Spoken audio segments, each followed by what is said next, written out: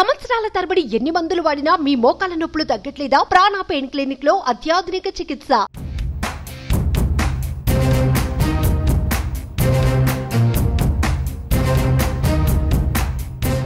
ఏపీలో ఈ నెల 13న సార్వత్రిక ఎన్నికలకు పోలింగ్ ముగిసింది. వచ్చే నెల 4న ఎన్నికల ఫలితం తేలబోతుంది. అయితే ఎవరికి వారే తమ పార్టీని అధికారంలోకి వస్తుందని ధీమాగా కనిపిస్తున్నారు. దీంతో వచ్చే ఫలితంపై కంటే అందరూ ఫలితం అనంతరం జరిగే పరిణామాలపైనే ఎక్కువగా చర్చిస్తున్నారు. వైసీపీ మరోసారి అధికారాన్ని నిలబెట్టుకుంటే కేబినెట్లో కూర్చునేదెవరు? కూటమి వస్తే అధికారంలో షేరింగ్ ఎలా ఉంటుంది? మంత్రులయ్యే ఛాన్స్ ఎవరికి ఉంది అన్న చర్చ హాట్ గా సాగుతోంది.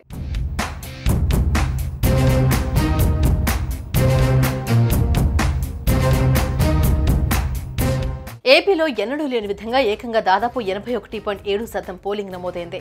ఇంతలా భారీగా పోలింగ్ నమోదైందంటే అది అధికార వైఎస్ఆర్ కాంగ్రెస్ పార్టీపై వ్యతిరేకతయే కారణమని కూటమి పార్టీలు చెప్తున్నాయి. అంతేకాదు ఇంత భారీగా పోలింగ్ నమోదవ్వడం అంటే కూటమిని ప్రజలు పెద్ద ఎత్తున స్వాగతిస్తున్నారు అనడానికి నిదర్శనమని కూటమి పార్టీలు చెప్పుకుంటున్నాయి. వైసీపీ అధికారంలోకి వస్తే జగన్ సీఎం అవడం లాంఛనమే. అలాగే మంత్రివర్గంలో కూడా పెద్ద మార్పులు ఉండకపోవచ్చు. చిన్న మార్పులు మినహా గత ప్రభుత్వంలో తొలి మళ్లీ విడత కేబినెట్ విస్తరణలో చోటు సంపాదించిన వారికే మరోసారి అవకాశం దక్కవచ్చు.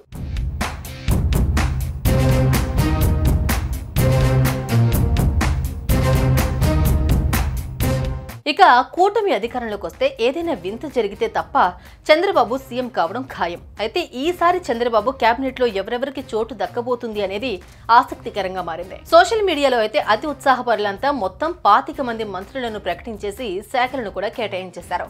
చాలా మంది చిత్రంగా హోంశాఖ మీదనే ఫోకస్ పెట్టారు. స్టేట్ లో సీఎం తర్వాత అంతటి పవర్ఫుల్ శాఖ ఇదే కావడంతో ఆ పదవి ఎవరికి దక్కుతుందనే ఆసక్తి కనిపిస్తోంది. అయితే చంద్రబాబు కేబినెట్ లో చోటు దక్కించుకునే కొంతమంది జాబితా వైరల్ గా మారుతుంది. బాబు గత కేబినెట్ లో ఐటీ, పంచాయతీరాజ్ శాఖ మంత్రిగా పనిచేసినటువంటి నారా లోకేష్ మంగళగిరిలో గెలిస్తే కీలక మంత్రి పదవి దక్కే ఛాన్స్ ఉందని తెలుస్తోంది.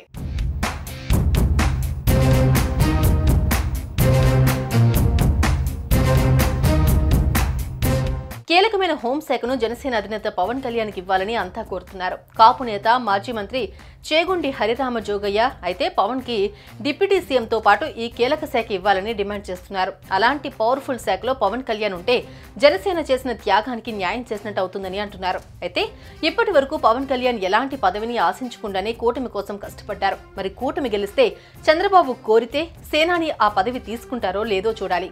ఇకపోతే గెలుపు ఆధారంగా కేబినెట్ రేసులో జనసేన నుండి నాదెండ్ల మనోహర్, కందుల దుర్గేష్, కొనతాల రామకృష్ణకు అవకాశం ఉంది.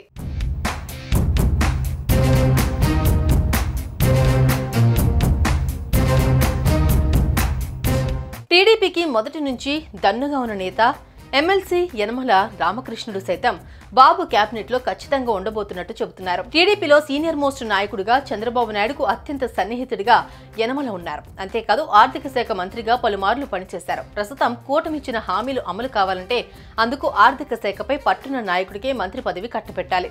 ఈ క్రమంలో ఆర్థిక శాఖను యనమల రామకృష్ణుడికే కట్టబెట్టే ఛాన్స్ ఉంది.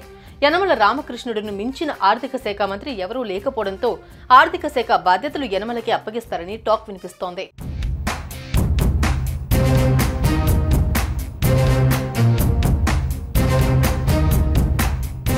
ఇక క్షత్రియ కోటాలో జనసేన పార్టీ అధినేత పవన్ కళ్యాణ్ కోసం పిఠాపురం టికెట్ త్యాగం చేసిన ఎస్వీఎస్ఎన్ వర్మకు కూడా కేబినెట్ ఛాన్స్ దక్కవచ్చు. ఎన్నికలకు ముందే వర్మను ఎమ్మెల్సీని చేస్తానని, అంతేకాదు ఊహించని స్థానం కల్పిస్తారని చంద్రబాబు హామీ ఇచ్చారు.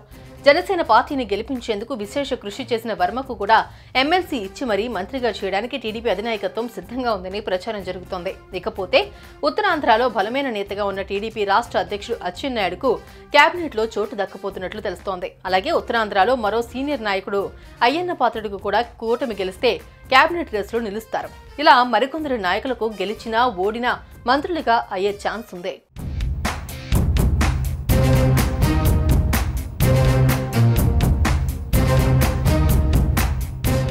సుమన్ టీవీలో మీ పర్సనల్ అండ్ బిజినెస్ ప్రమోషన్స్ కోసం కింది నెంబర్కి కాంటాక్ట్ చేయండి.